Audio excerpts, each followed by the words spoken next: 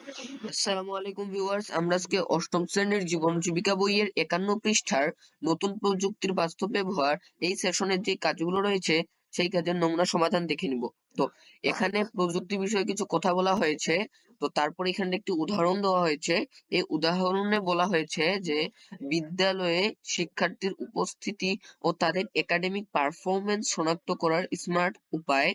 তো আমি একটু কালারটা হালকা করে নিই, তাহলে তোমাদের বুঝতে খুব সুবিধা হবে। তো এখানে উদাহরণ একে বলা হয়েছে, সাধারণত তোমাদের ক্লাসে যখন উপস্থিতি কাউন্ট করা হয় তখন অবশ্যই একটি অ্যাবসেন্স অথবা প্রেজেন্ট খাতা নিয়ে এসে সেই খাতার মধ্যে প্রেজেন্ট গণনা করা হয়। কিন্তু আমরা অত্যাধুনিক ভালো মাধ্যমে যে বায়োমেট্রিক হাজিরা, এই মাধ্যমে আমরা এখানে আমাদের হাতের ফিঙ্গারপ্রিন্ট বসিয়ে দিলেই কিন্তু আমাদের উপস্থিতিটা কাউন্টেড হয়ে যাবে। তো এখানে একটি প্রযুক্তির কথা বলা হয়েছে, এই প্রযুক্তির বিষয়ে তোমরা সব পড়ে নিবা। যে তো উদাহরণ দ্বিতীয়তে যাওয়ার আগে আমি আরেকটি কথা বলে দিতে চাই। আমরা যেটি দেখলাম যে উপস্থিতি গণনা, এটির জন্য ব্যবহৃত প্রযুক্তি ব্যবহৃত হচ্ছে IoT device, big data, artificial intelligence অথবা এআই। তারপরে দ্বিতীয় নাম্বার উদাহরণে বলা হয়েছে কৃষি খামারের সময় মতো সেচ দেওয়া, মডেল প্রজেক্ট স্মার্ট সেচ সিস্টেম। তো আমরা এখানে ছবি থেকে অনেক কিছু বুঝতে পারতেছি। ফোনের মাধ্যমে আমরা যদি অর্ডার করি তাহলে ঠিক মতন জমিতে সেচ দিয়ে দিবে এই ট্যাঙ্কারটা।